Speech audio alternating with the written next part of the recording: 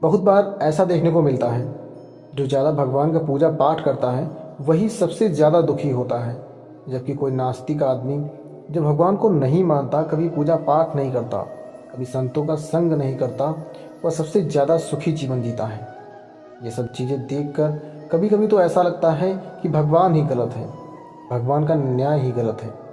ये कोई कहानी नहीं है, ऐसा हर किसी के साथ होता है। तो दोस्तों, आज के इस वीडियो में हम आप लोगों को इसके पीछे के कारण के बारे में बताने वाले हैं। भगवान श्री कृष्ण ने स्वयं इसका उत्तर दिया है।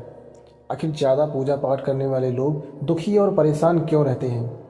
इसका उत्तर भगवान श्री कृष्ण ने श्रीमद् भागवत गीता के माध्यम से बड़ी स्पष्टता के साथ बताया है। तो चलिए फिर शुरुआत करते हैं। दोस्तों, बात द्वापर युग की है, जब भगवान श्री कृष्ण और अर्जुन के बीच संवाद हो रहा था। तब अर्जुन ने भगवान श्री कृष्ण से पूछा कि हे माधव, जो लोग ज़्यादा पूजा पाठ करते हैं वो ज़्यादातर दुखी और परेशान रहते हैं, इसके पीछे कारण क्या है?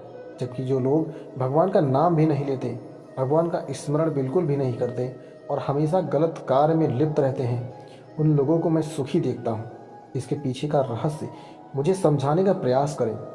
तब भगवान श्री कृष्ण ने एक छोटी सी कहानी के माध्यम से अर्जुन को इसका उत्तर दिया। आइए जानते हैं उस छोटी सी कहानी के बारे में। दोस्तों, एक गुरु के दो शिष्य थे, दोनों ही पढ़े लिखे विद्वान थे। दोनों में फ़र्क सिर्फ इतना था कि एक भगवान को मानने वाला था और दूसरा भगवान को ना मानने वाला नास्तिक था। एक ऐसा था जहाँ पर भगवान की कथा होती, जहाँ सत्संग होता, जहाँ भजन होता, वहाँ दौड़ के चला जाता और भगवान की पूजा पाठ करने लगता था। दूसरा शिष्य इन सब चीज़ों से काफ़ी दूर था। वह शराब पान भी करता था, वैश्याओं के साथ गमन करता था। सारी बुरी आदतें दूसरे शिष्य में थीं। एक दिन क्या हुआ, एक शिष्य शराब पीकर अनाप शनाप बोलते हुए रास्ते में पैदल चलते हुए अपने घर को जा रहा था। अचानक उसको रास्ते में पैसों से भरा एक बैग मिल जाता है। उसकी खुशी का ठिकाना नहीं रहता।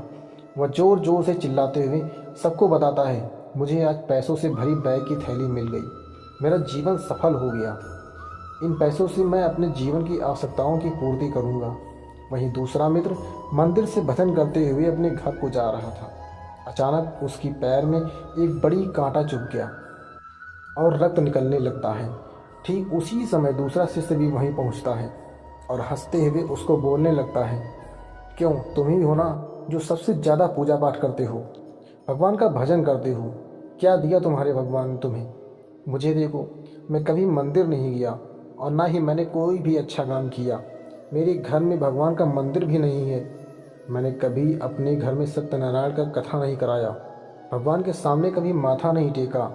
फिर भी मैं कितना संपन्न हूँ, अमीर हूँ, मेरे पास पैसों की कोई कमी नहीं है। सबसे ज़्यादा सुखी जीवन मैं ही जी रहा हूँ। अच्छे शिष्य को उसकी बात चुभने लगी। उसने मन ही मन विचार किया, हाँ, यह तो सच बोल रहा है। मैं कितना पूजा करता हूँ और वह कुछ नहीं करता, फिर भी कितना सुखी है। इतना सोचते हुए वह अपने गुरु के पास चला जाता है और यही प्रश्न से गुरु से करता है। गुरु जी मुस्कुराते हुए बोले, भगवान जो करते हैं अच्छे के लिए करते हैं। जिसकी जैसी योग्यता होती है उसको उसी के अनुसार फल देते हैं। अब तुम्हारे प्रश्नों का उत्तर तुम जानते हो। भगवान ने तुम्हारे पैर में ही कांटा क्यों चुभाया और उसको पैसों से भरी हुई थैली क्यों दी? सुनो, तुमने पिछले जन्म में बहुत पाप किया था, इसलिए तुम्हारी आज मौत होने वाली थी। तुम बच गए क्योंकि तुम मंदिर गए थे, तुमने भगवान की पूजा की थी। यही एक कारण है कि तुम्हारी मौत ना होकर सिर्फ एक ही कांटा चुभा। अब तुम्हारे मित्र की बात करते हैं। पूरे जन्म में वह एक संत महापुरुष था, इसलिए उसकी आज किस्मत बदलने वाली थी। करोड़ों की संपत्ति का मालिक बनने वाला था, मगर इस जन्म में उसने कोई भी अच्छा काम नहीं किया, इसलिए पूर्व जन्म के फल के अनुसार उसको थोड़े पैसे ही मिले, जबकि वह अरबों की संपत्ति का मालिक बनने वाला था। भगवान को दोष देना छोड़ दो, अपने वर्तमान के समय का सदुपयोग करो, भविष्य अपने आप सुधर जाएगा।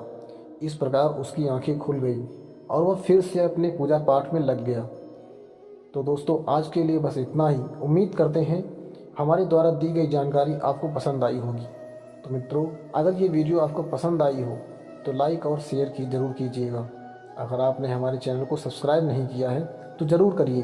और हाँ, वीडियो को अंत तक देखने के लिए आपका बहुत बहुत धन्यवाद।